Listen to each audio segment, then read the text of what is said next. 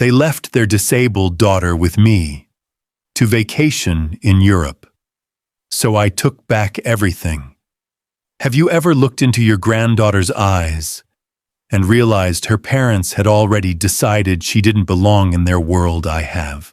And it broke something in me that I don't think will ever quite heal, but it also woke up something else. Something stronger. Let me tell you how it started. I'm 79 years old. My name is Raymond Dorsey, and I live in what used to be my own backyard in a modest but well-kept guest house behind the main house. That main house now legally belongs to my daughter Margot and her husband Elliot. It wasn't always like this. For most of my life, I worked as a structural engineer 45 years, designing bridges, floodgates, and tunnels from Charlotte to Asheville. I married young raised Margot as our only child, with my late wife Lillian, and built the house on Ashcroft Avenue with my own hands from the plumbing to the porch railing. After Lillian passed cancer, cruel and swift, the silence of the place became unbearable. That's when Margot came up with the suggestion, "Why don't we move in, Dad? It's too much house for you alone. You can live in the guest house. We'll take care of the upkeep, and you'll still be right here with us." It sounded reasonable, even thoughtful. And the truth is, I agreed, because of Lena, my granddaughter, Margot's only child. Lena was 8 then, whip-smart eyes like polished chestnuts and born with cerebral palsy. Her legs didn't work the way other kids did, and her speech took extra effort. But her spirit, Lord, her spirit could light up a room. I told Margot I'd sign the deed to the house under one condition, that the guest house would remain mine irrevocably until the day I died. I had an old friend, Charles Ung, retired attorney, and stubborn as they come, write up the agreement airtight. And just like that, I handed over my home and stepped into a much smaller world. That was 5 years ago. These days, I wake at 5:30 sharp. Still can't shake the decades-old habit. I make my tea, tend to the roses Lillian once loved, and glance over at the main house through the kitchen window, wondering if I did the right thing. Lena still visits me nearly every day. She loves the quiet of the garden, the smell of cut grass, the feel of the sun on her skin. She says the main house feels tense, though she never uses that word, just gestures to her chest and says it's tight in there. And I know exactly what she means. Margot, once light-hearted and full of laughter, changed after Lena's diagnosis. The girl was barely 2 when the doctors confirmed it. Since then, Margot's smiles have gotten thinner, shorter, like she only lets them out under duress. And Elliot. He never looked at Lena the same after that day in the hospital. He avoids her plain and simple. "I didn't go to med school," he likes to say, whenever the topic of helping with physical care comes up. But we both know it's not about knowledge. It's about willingness. It's about love. Then came last month. It was a rainy Tuesday, one of those southern spring mornings when the humidity soaks through your clothes before 9 a.m. I was trimming the hedges when Margot stepped onto the back porch, sunglasses on phone in one hand and a rolled-up travel brochure in the other. "Dad, we've got the most amazing opportunity." I looked up, wiping sweat from my brow. "Oh yeah, a 2-week getaway. Europe, all expenses paid." Elliot's firm awarded him Employee of the Quarter, Rome, Florence, and then a resort in the south of France. I blinked. "Sounds fancy." "It is." She beamed, and very, very needed. I nodded. "You two deserve a break. Who's watching Lena?" She paused just a beat too long. "Well, we were hoping you could." I stared at her. For 2 weeks. It's not like you haven't done it before. And she loves being with you. And just like that, it wasn't a question. It was a declaration. No planning, no nurse arranged, no discussion of med supplies or emergency plans. Just me. A 79-year-old man being assigned full-time caregiver to a child who needs round-the-clock support. I want to ask you something. If your own child treated you like a convenient option, like a shelf to place something precious but unwanted while they went off to live, what would you do? Because I didn't have the answer just yet. But I would soon. And it would change everything. Margot's words kept echoing through my head as I stood in the kitchen that evening, staring at the laminated schedule she'd taped to the fridge, feeding times medication, dosages, school pickup, therapy appointments, reminder, don't let her sit too long without repositioning. There it was in dry bullet points, the care of a human life, a child with real needs and feelings reduced to a checklist for a man pushing 80. Elliot barely spoke to me that morning when they left. Just loaded the suitcases into the Uber, kissed Lena on the forehead like she was a doll on a shelf, and said thanks for holding down the fort, Ray. Holding down the fort. That's what they thought I was, a fort, a structure, a standby. Margot at least looked hesitant. She lingered at the car window after Lena said goodbye. I thought maybe she'd change her mind. But then she said, "It's only 2 weeks, Dad. You've done so much for us already, what's a little more?" She said it with a smile, and left. I stood on the gravel driveway for a long while after the Uber disappeared. The silence around me was heavy, not peaceful, but expectant. Like the ground itself was waiting to see what I'd do. Lena was inside, sitting quietly in her chair, watching the door. I stepped back in and tried to sound cheerful. "So, sunshine, what shall we do first? Pancakes or peanut butter toast?" She gave me a small smile, but I saw it, the weight in her eyes. Kids always know more than we want to admit. The first 3 days passed gently. We stuck to a routine: morning hygiene, breakfast, a slow drive to school in my van with the chairlift I'd had installed years ago, pick up at 2:15, homework, books, science documentaries, ice cream on the porch when the weather cooperated. Lena bloomed under attention, not because I was special, but because she wasn't invisible here. Margot called once FaceTime from what looked like a sunny vineyard. Just checking in, she chirped. "How's my girl Lena?" Told her about the new ant farm we started building. Margot laughed, but not fully. "Just make sure she doesn't start a whole ecosystem in the guest house, Dad," she joked, then quickly signed off. "We've got a tasting at 4. That was the last call we got." On the 4th day, Lena developed a cough. By evening, she had a fever. By midnight, it was 103 and climbing. I called the pediatrician listed on the magnet Margot left behind voicemail. I called the backup number, disconnected. I sent Margot a text, then another, then a call, then 5 more. Nothing. By dawn, Lena was shivering and couldn't swallow without crying. I carried her into the van, drove to urgent care, and waited almost 3 hours before they saw us. Diagnosis: strep throat, dehydrated, borderline bronchitis. They prescribed antibiotics not covered by the insurance info Margot left behind, apparently expired. The pharmacy wouldn't release the meds without payment. $137.44. That's how much it costs to get my granddaughter's lungs working properly again. That's how much of the $300 Margot had left me was gone in one day. The rest of the week blurred into fevers, medicine timers, sleepless nights. I slept on the floor next to her chair, waking every couple of hours to take her temperature and coax her to drink broth. By Sunday, she was better. I was not.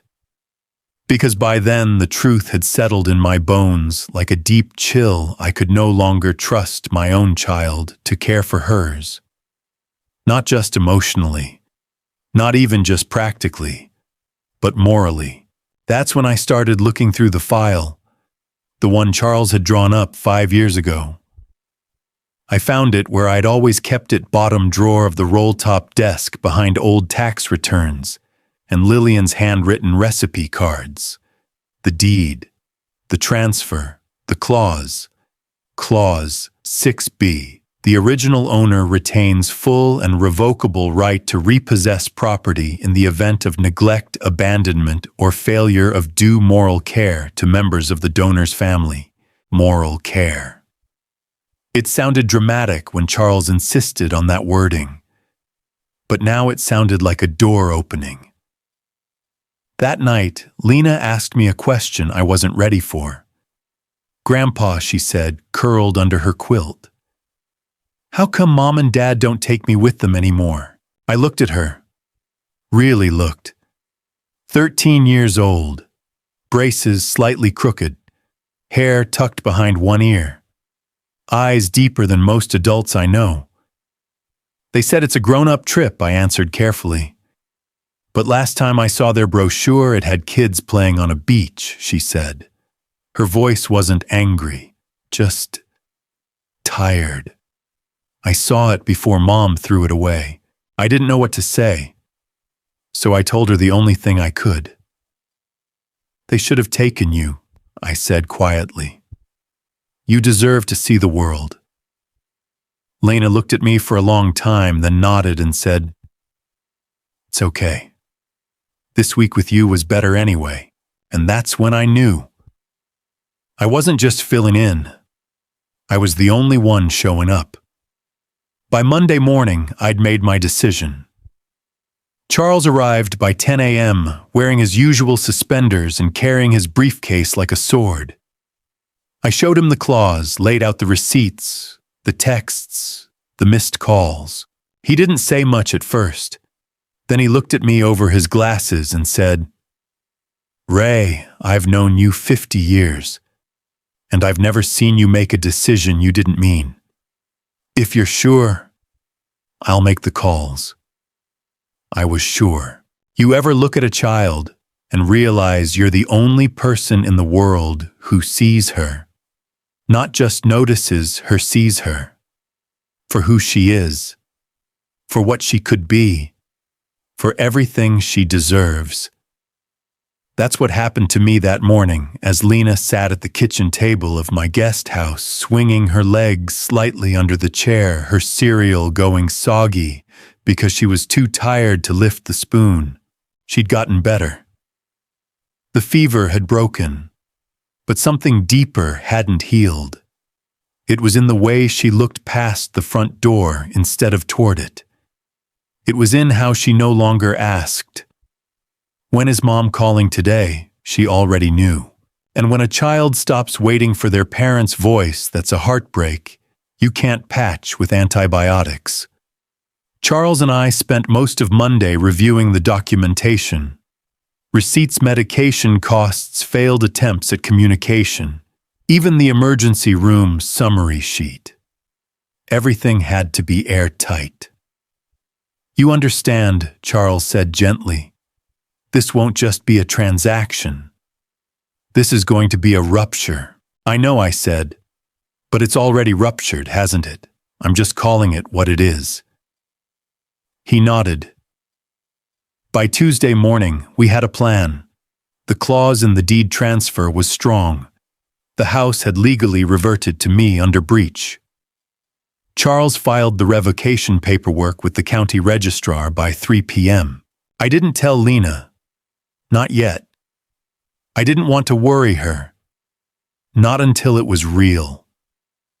That night, she fell asleep watching Planet Earth, chin resting on the stuffed otter I gave her when she turned 7.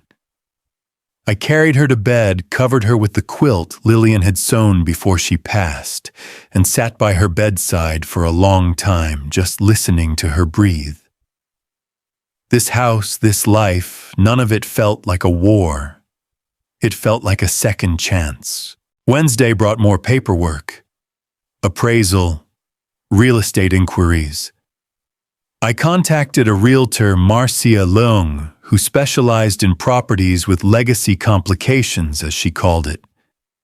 She asked the right questions, didn't flinch when I told her about the situation.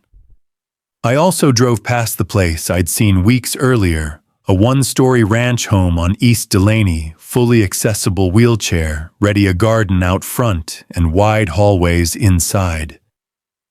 The kind of place built not just for someone like Lena, but with her in mind. I called the number on the sign. The owner picked up. Yes, he said it's still available. We were hoping for a quick sale. I told him I was ready to move fast. I didn't explain why.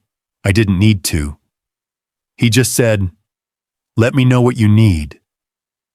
That evening I came home and found Lena in the garden, sitting in her chair beside the rose bushes. She was reading a book on marine biology, the kind with colorful cross-sections and diagrams. Her face was calm, but her thumb kept rubbing the edge of the page, a nervous habit I'd seen in her mother when she was young. "You okay, sunshine?"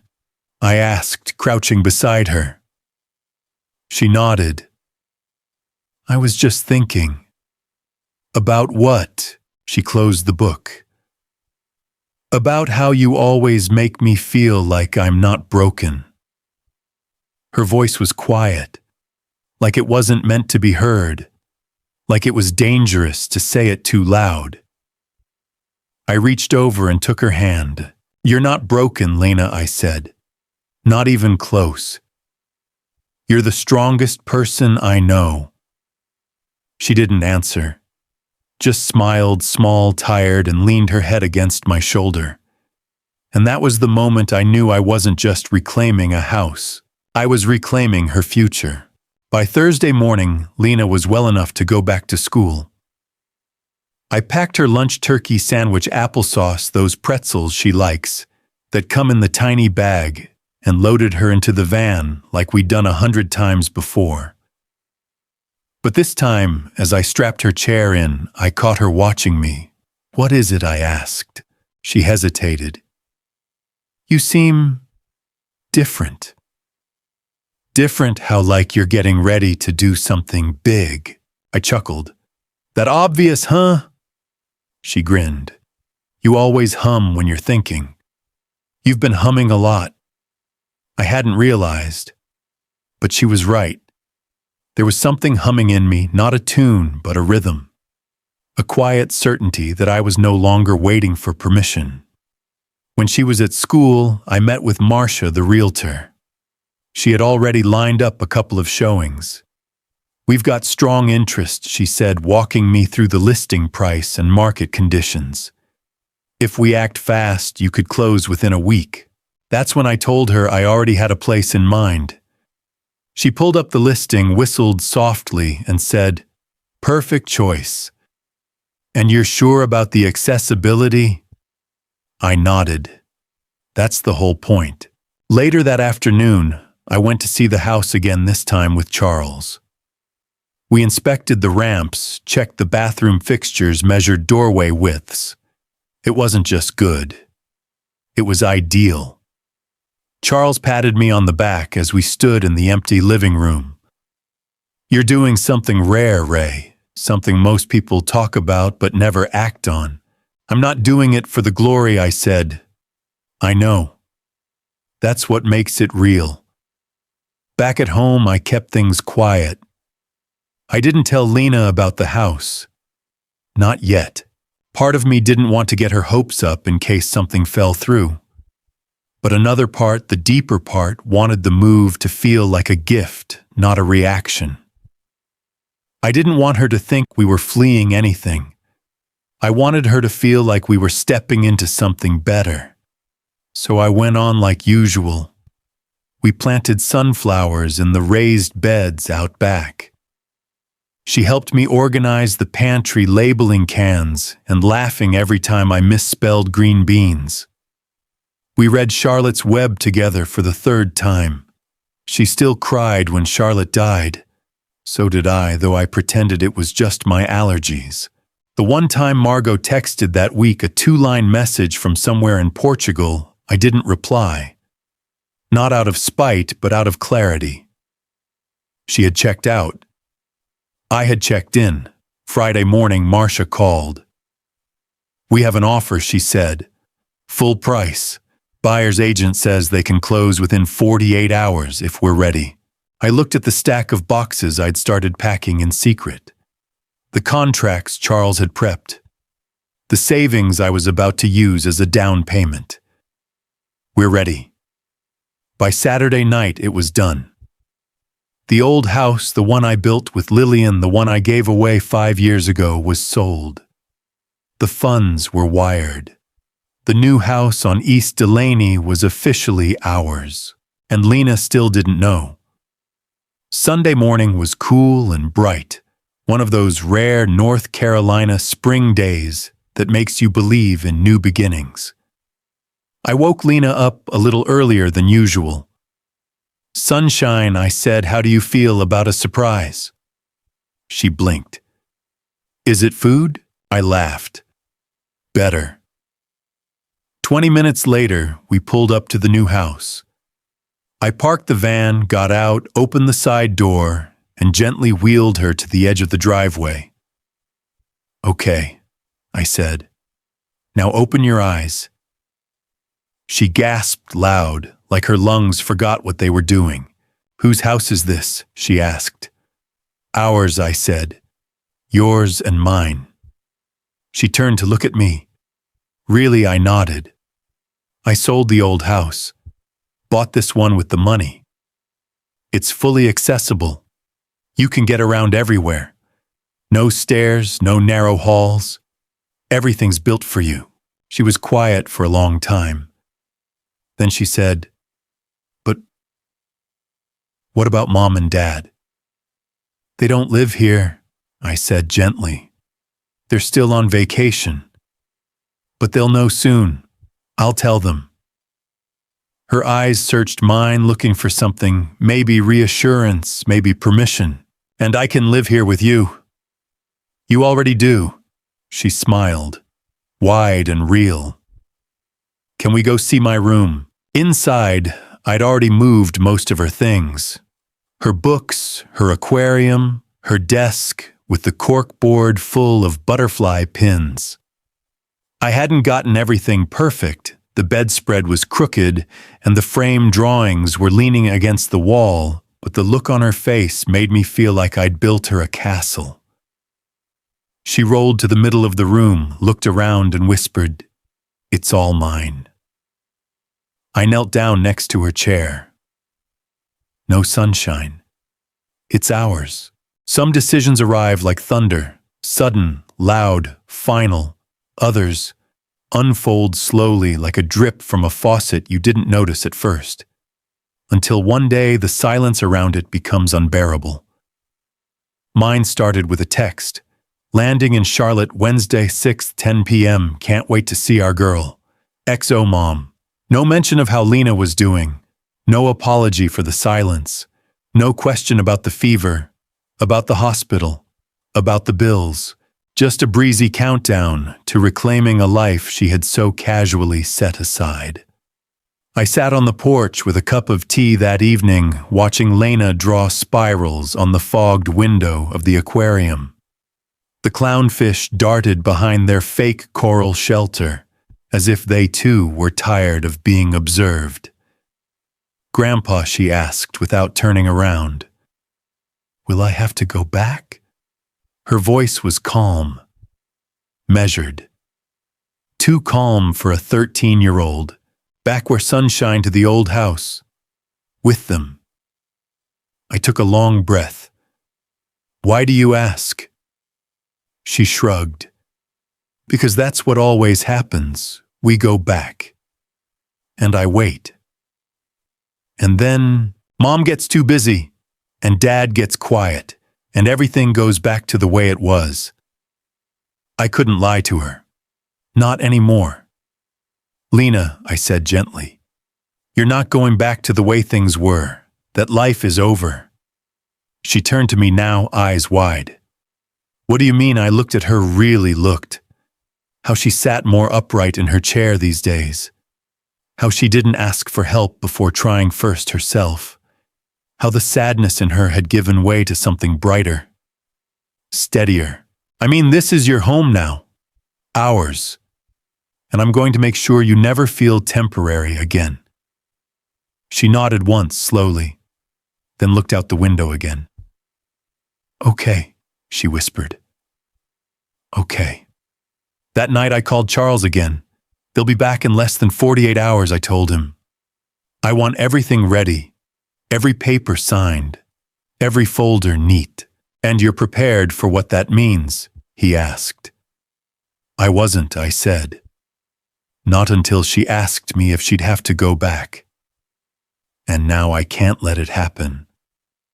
Charles was quiet a long moment.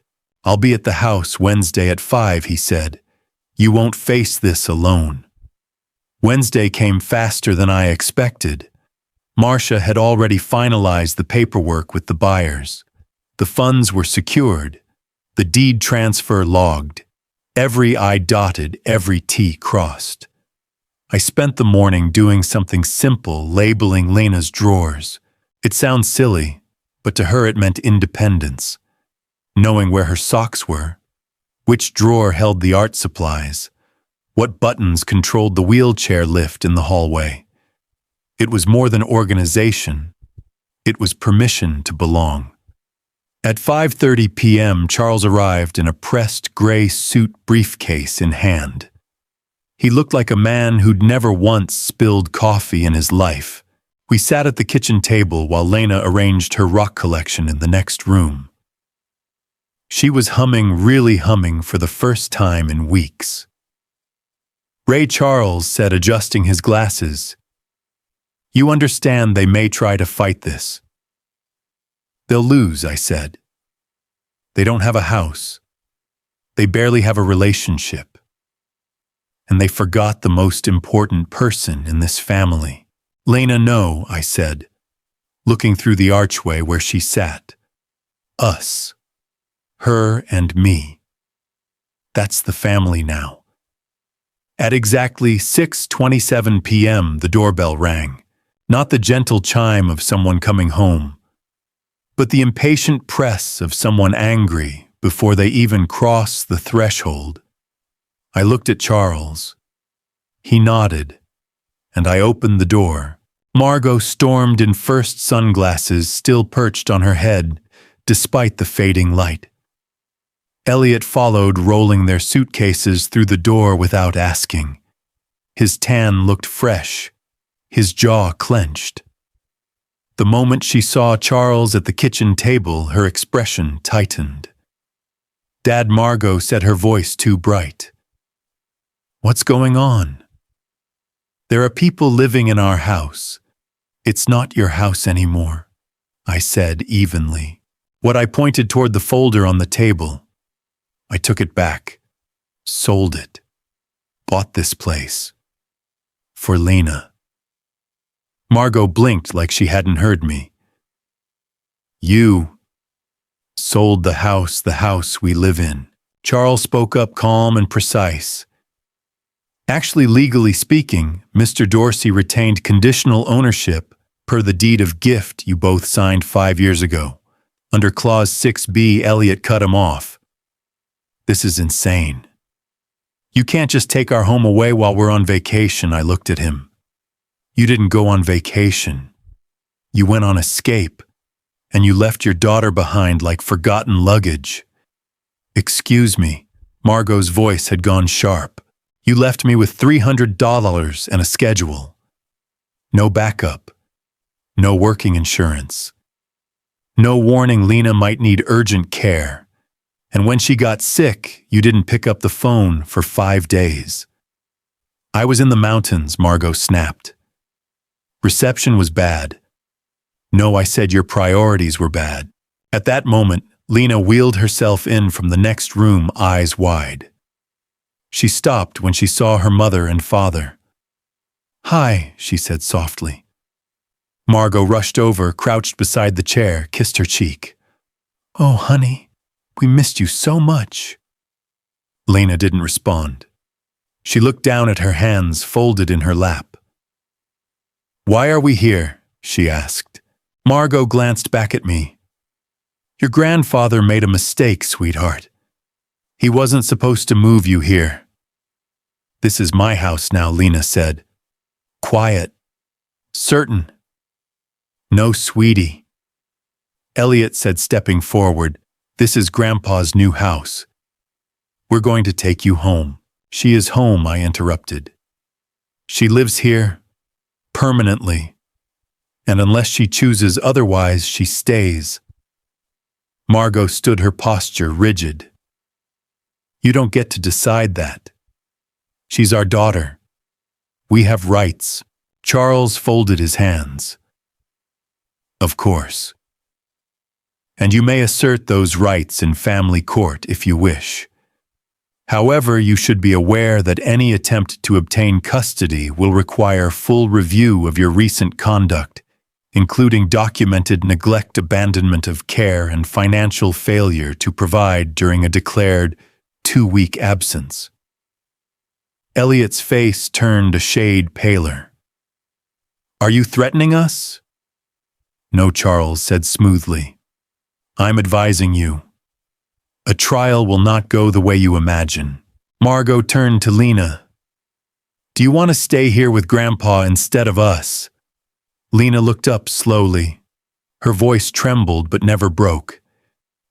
"You didn't even ask me before you left. You just told me Grandpa would take care of everything. You didn't call.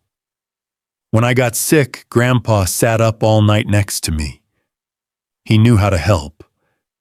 You didn't even know I needed help." Margot opened her mouth, but no words came. "I want to live here," Lena continued, "with someone who sees me, not someone who feels sorry for me." Silence dropped like a curtain. I could see the moment the truth sank into Margot's face, and behind it deeper, something else, grief. Not for what she lost, but for the part of herself she'd let die long before this moment. She swallowed hard. "You've already made up your mind, haven't you?" "I made it up the day she stopped asking if you'd call." Charles rose to his feet. "If you're open to a visitation agreement," he said, "we can establish a consistent schedule. I'll need time." Margot said, her voice hoarse. "I can't. I need time to think." Elliot, still standing by the door, scoffed. "This is insane. I'm calling a lawyer. You're all crazy." Margot didn't even look at him. She turned to Lena. "I'll come visit when you're ready." Lena nodded. Then gently, Margot leaned down and kissed her daughter's forehead again, not out of habit this time, but something closer to apology. As they left, Elliot muttering under his breath and Margot walking slowly behind him, Lena turned to me. "Was that okay?" What, I said. I smiled. It was more than okay. It was brave and true. And you meant every word. She nodded. "I'm glad we're staying. So am I, sunshine." Some people think reclamation means taking something back. But I've learned sometimes it means building something forward from what others tried to leave behind. That spring, our days found a rhythm. It was small things at first. Folding laundry together, meal planning on Sundays, putting bird seed in the feeder and watching for cardinals. Lena had always loved birds. She told me they felt free but still loyal. I never forgot that line. I enrolled her in an adaptive art class at the community center. Tuesdays and Thursdays. She painted with brushes strapped to her hands, fingers stiff but determined. Her first piece was a messy swirl of greens and blues with a pink shape in the middle. "What's it called?" I asked. She grinned. Landing pad. For birds, for me. We had new rituals. Every Friday night we watched movies, not the ones for kids with talking animals, but documentaries. She liked learning things. She asked smart questions. Once after a segment on beekeeping, she looked at me and said, "Grandpa, if bees can organize a whole society without yelling, how come people can't?" Good question. Every Sunday morning, we went to the park. There was a sloped trail where she could wheel herself without struggling, and a pond where turtles gathered on warm rocks. Sometimes she'd sit quietly and sketch in her notebook. Sometimes she'd just breathe, and I'd sit beside her, silent, grateful, alive. One afternoon in early June, I got a call from the pediatrician's office. Just a routine follow-up, but the nurse said something that made me pause. She seems so much stronger since her last visit. She's gained weight, her muscle tone is steadier. Are you doing anything different? I looked at Lena, who was across the room organizing her bookshelf alphabetically, her idea. I guess I said, "We just live." The nurse laughed lightly. "Well, keep doing whatever you're doing." Of course, it wasn't all peaceful. There were hard days. There were nights when Lena's legs cramped so bad she cried into the pillow. I'd sit beside her, massage her calves with warm compresses, whispering stories about birds that soared higher when the wind pushed hardest. Sometimes she'd say, "I hate this chair." I never told her not to. I just said, "You don't have to love something just because it helps you move." We talked a lot about fairness and how life isn't always about what's fair. It's about what we do next. And then came the envelope. It arrived mid-June. No return address, just a neat, handwritten R. Dorsey on the front. Inside was a short note: "Dad, I've been thinking a lot about what happened. About Lena. About me. I'm not proud. I see it more clearly now. But I also think there are things you don't understand. Can we talk? Not argue, just talk. I stared at that note for a long time. I wish I could say my first reaction was warmth or forgiveness. But honestly, I felt suspicion. Not because I didn't want to believe she had changed, but because I'd finally started to believe we could survive without her. Still, I owed Lena a fair answer. That evening, while she was working on her clay sculpture, a lopsided but earnest owl, I asked, "Would you be open to seeing your mom?" She paused. Thought. Maybe. That's not a yes. It's a maybe if she wants to see me. Not fix anything. Just see me. As I am. I nodded. Then we'll take it slow. The meeting was set for Sunday afternoon. Not at the house, I wasn't ready for that. And frankly, I didn't want Lena to feel cornered in her own space. We agreed to meet at Elmwood Cafe, a neutral place, small and quiet, halfway between here and the city. I chose a table near the back, facing the windows. I got there early, like always. Lena sat across from me, her sketch pad tucked in her bag. She wasn't nervous. She wasn't smiling either. She was steady. When Margot walked in, she looked different. Not bad, just less armored. Hair tied back, no sunglasses. A plain beige coat instead of her usual sharp tailoring. I noticed her hesitate a moment when she saw Lena, then walk over slowly. "Hi," she said. Lena nodded. "Hi." The conversation started awkward, like trying to walk on ice without skates. Margot asked about school, about the art classes, about the owl sculpture. Lena answered, polite but measured.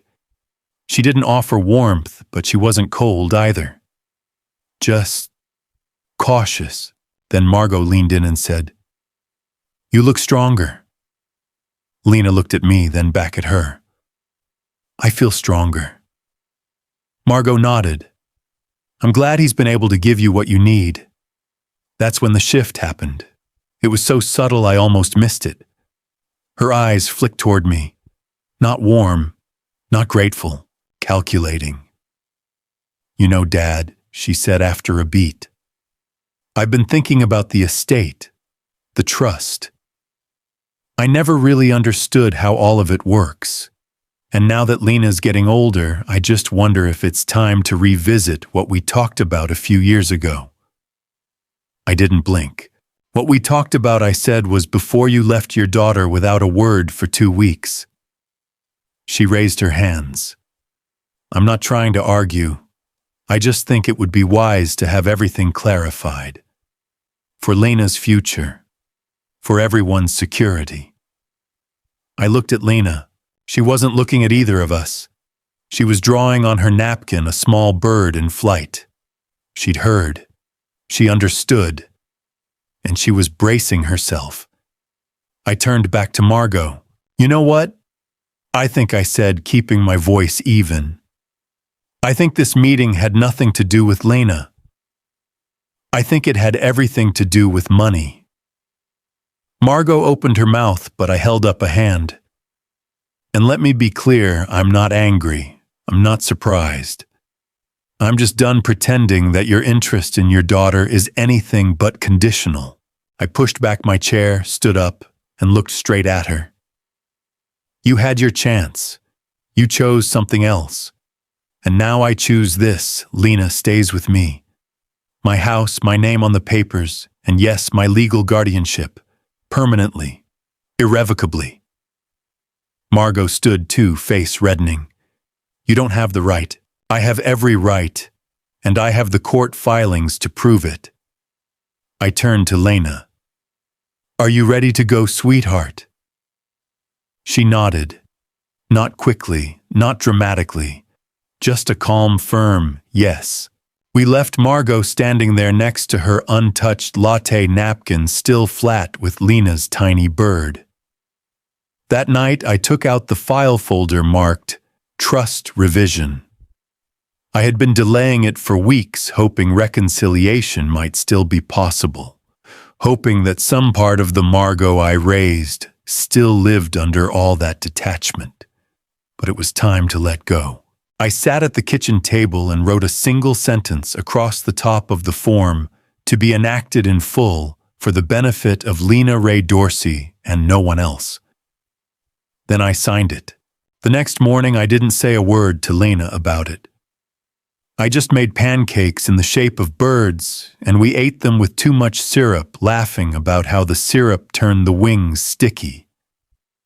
"Grandpa," she said suddenly between bites, "do you think birds ever get tired of flying?" I paused, then smiled.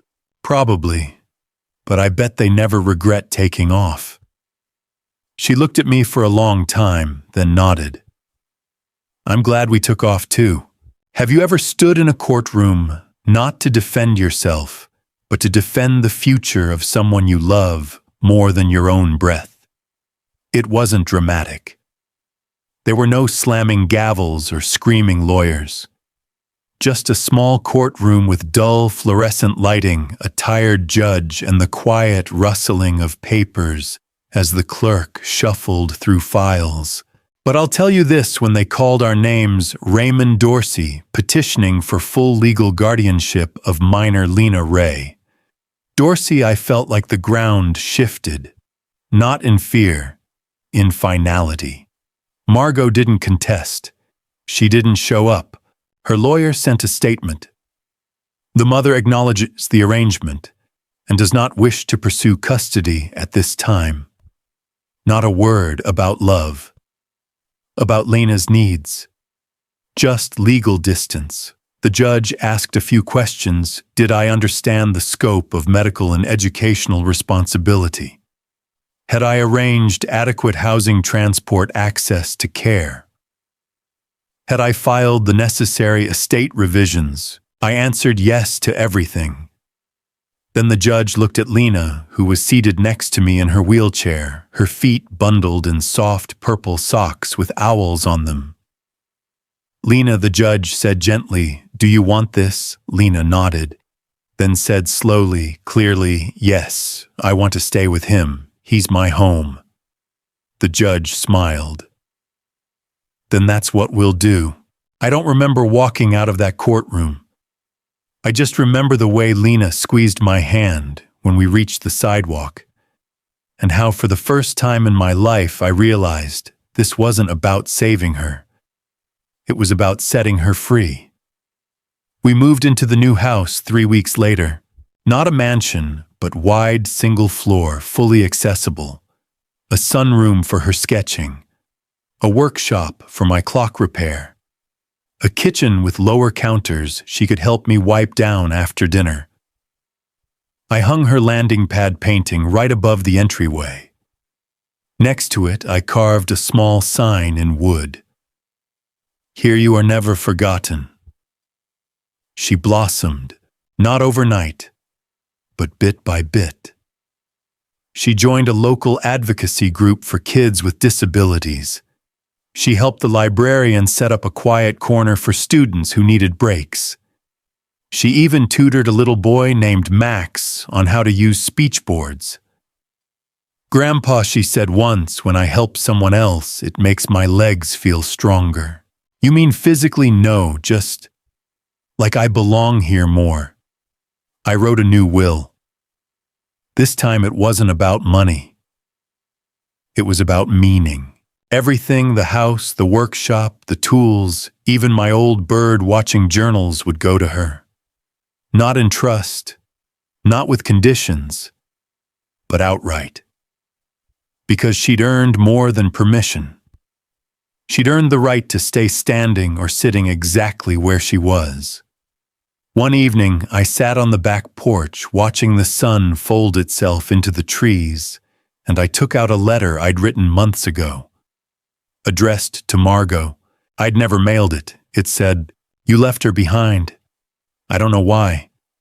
I don't know if you were afraid or angry or just tired of pretending to care. But she's still here, still rising.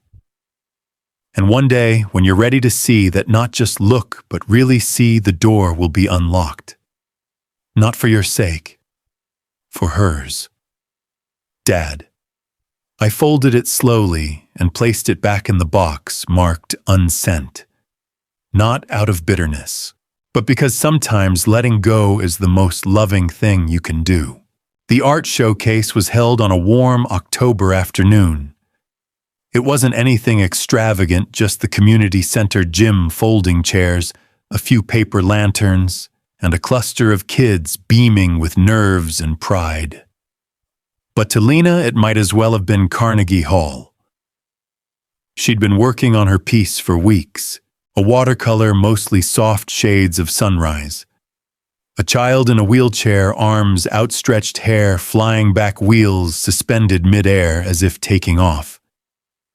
She called it the first flight.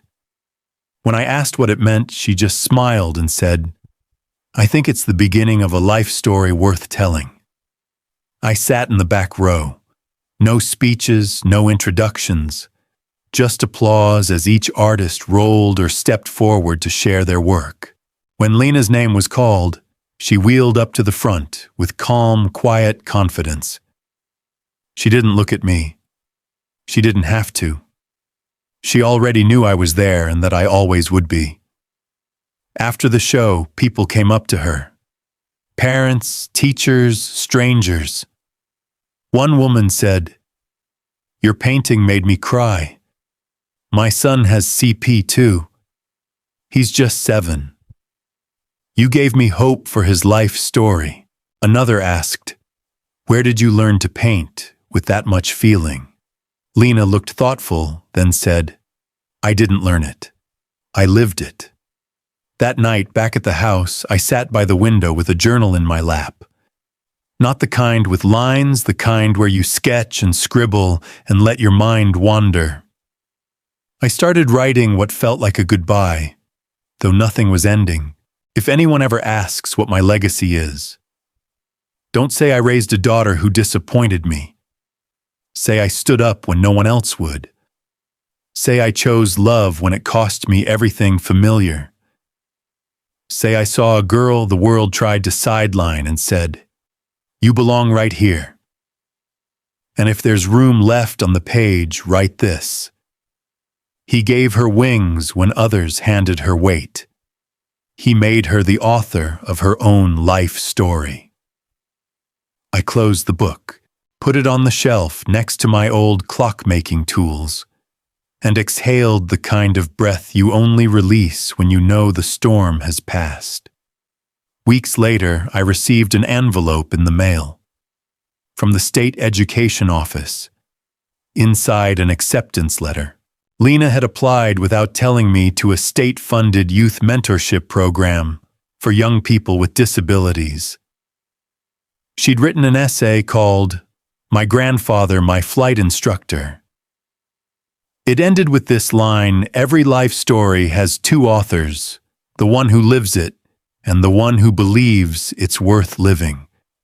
I cried sitting at the kitchen table in my flannel robe, coffee gone cold beside me.